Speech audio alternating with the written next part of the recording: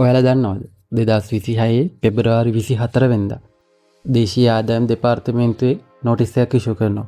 ඒ notice එකේ තියෙන්නේ සියලුම ඇපිට් රිටර්න්ස් වල ෂෙඩියුල් 1 එකේ ඒ ටැක්ස් කැපෙන පර්සන්ස් ලගේ ටින් නම්බර් එක අනිවාර්යයි කියලා. අපි මෙච්චර කාල රිටර්න් සබ්මිට් කරේ NIC එක විතරක් දාලා. කියන්නේ කම්පැනි ඇපිට් කැපෙනවා නම් එයාගේ NIC එක විතරක් ප්‍රමාණවත් වුණා ෂෙඩියුල් 1 එක පාස් කරගන්න. හැබැයි මෙතනින් ඉස්සරහට ඔයාලා අනිවාර්යෙන් ඇපිට් කැපෙන පර්සන්ස් ලගේ ටින් එක අනිවාර්යෙන් දාන්න ඕනේ. එහෙම නැත්නම් ඒ ෂෙඩියුල් එක රිජෙක්ට් වෙනවා. අපි බලමු මෙතනදී අපි ටින් රෙජිස්ට්‍රේෂන් එකක් කරන්න කොහොමද කියලා. ඔයාලා මුලින්ම යන්න ඕනේ IRD ගේ වෙබ්සයිට් එකට. ඔයාලා සර්ච් කරන්න www.ird.gov.lk. එතකොට ඔයාලට මෙන්න මේ වගේ සයිට් එකක් තමයි එන්නේ. එතනින් ඔයා කැමති භාෂාව තෝරගන්න. මම තෝරගන්නවා ඉංග්‍රීසි භාෂාව. ඊළඟට IRD ගේ මේන් වෙබ්සයිට් එක මෙන්න මේ විදිහට තමයි තියෙන්නේ. එතනදී ඔයාලා යන්න ඕනේ e-service කියන එකට. e-service ගිහිල්ලා ඊළඟට access to e-service යන්න. එතෙන්ට ගියාම මෙන්න මේ වගේ සයිට් එකක් තමයි මෙතනින් පේන්නේ. ඊළඟට ඔයා යන්න ඕනේ tax payer registration එකට. ඒකට ගිහිල්ලා එතන අහනවා registration type එක මොකක්ද කියලා. ඒකෙදී ඔයා දෙන්න ඕනේ individual local කියලා. එතන දුන්නාම ඔයාගෙන් පොඩි details වගේක් අහනවා. ඒ කියන්නේ ඔයාගේ details ටික තමයි එතන අහන්නේ. එතනදී ඔයා මුලින්ම දෙන්න ඕන ඔයාගේ NIC number එක. ඊළඟට ඔයාගේ සම්පූර්ණ නම. ඊළඟට ඔයාගේ ඉනිෂියල්ස් එක නම. ඊට පස්සේ ඔයා ඉපදුන දවස. ඊට පස්සේ ඔයාගේ උපන් රට කොහෙද කියලා අහනවා. ඊළඟට ඔයාගේ ස්ත්‍රී පුරුෂ භාවය. ඊළඟට අහනවා IRD එක වත් එක්ක කමියුනිකේෂන් කරන්න ඔයා කැමති කොහමද කියලා. ඊළඟට ඔයා ඩුවල් සිටිසන් කෙනෙක්ද ඒක අහනවා. ඊට පස්සේ ඔයාගේ ඉන්කම් සෝස් එක අහනවා. ඊට පස්සේ ඔයාගේ ප්‍රොෆෙෂන් එක. ඊට පස්සේ ඔයාගේ පර්මනන්ට් ඇඩ්‍රස් එක අහනවා.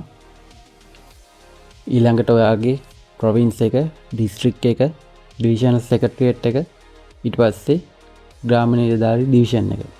ඔය ටිකත් ඔයාලා එන්ටර් කරන්න ඕනේ. ඊළඟට ඔයාගේ ස්ථිර පදිංචිය කොහෙද කියලා අහනවා. ඊට පස්සේ ඒකෙත් ඇඩ්‍රස් එක ඔයා එන්ටර් කරන්න, පෝස්ටල් කෝඩ් එකක් දාන්න, contact number එක ඇඩ් කරන්න. ඊට පස්සේ අනිවාර්යෙන් ඔයාගේ ඊමේල් ඇඩ්‍රස් එක ඉන්ක්ලූඩ් කරන්න ඕනේ. මොකද මේකෙදි තමයි ලොගින් එක හදාගන්න. ඒ කියන්නේ ඔයාගේ පර්සනල් ටැක්ස් ෆයිල් ඔයා ෆයිල් කරනවා නම් ඔයාගේ ලොගින් එක හදාගන්න පින් එක එන්නේ මේ ඊමේල් එකට. අනිවාර්යෙන් මේක වැඩ කරන ඊමේල් එකක් වෙන්න ඕනේ. ඊට අමතරව ඔයා සිංගල්ද මැරිඩ්ද කියලා අහනවා. ඊට පස්සේ ඔයාගේ NIC එක අප්ලෝඩ් කරන්න. ඊට පස්සේ ඔයා tax purpose කියලා සිලෙක්ට් කරලා next කරන්න. next කරපුවම ඔයාගෙන් තව පාරක් අහනවා details ටික හරිද කියලා. ඒක check කරලා ඔයාගේ නමයි designation එකයි ඔයාව contact කරගන්න පුළුවන්. contact number එකකුයි දාලා submit කරන්න. ඊට පස්සේ ඔයාට එනවා acknowledgement එක. ඒ acknowledgement එක අනිවාර්යෙන් ඔයා save කරලා තියාගන්න ඕනේ. ඒකෙන් තමයි ඔයාගේ ටින් එකේ reference එකක් IRD එකට call කරලා අහනවා නම් හරි. එහෙම නැත්නම් ගිහිල්ලා update එකක් ගන්නවා නම් ඒකේ තියෙන acknowledgement number එක අනිවාර්යෙන් ඕන වෙනවා. ඒකින්ද ඒක ළඟ තියාගන්න. දවස් 3ක් 5ක් අතර ඒක proceed උනේ නැත්නම් ඔයා IRD එකට call කරන්න. එහෙම නැත්නම් IRD එකට යන්න. ඔන්න ඔය විදිහට තමයි අපිට පුළුවන් වෙන්නේ personal tin එකක් register කරගන්න. මෙතනදී ඔයාගේ NIC එක type කරපුවාම ඒ NIC එකට පල්ලෙහාන් application has been registered in IRD කියලා පෙන්නනවනම් ඔයා දැනටමත් දේශීය ආදායම් දෙපාර්තමේන්තුවේ register වෙලා තමයි ඉන්නේ. එතකොට මේක ඔයා ගන්නෙ කොහොමද? මේක ගන්න ඔයා IRD එකට call කරන්න.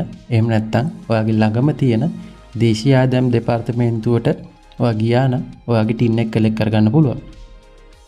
ටැක්ස් ගැන තව මොනවා හරි දැනගන්න තියෙනවා නම් ඔයාලා අනිවාර්යෙන් මේ පල්ලෙහා වෙන නම්බර් එකට contact කරන්න.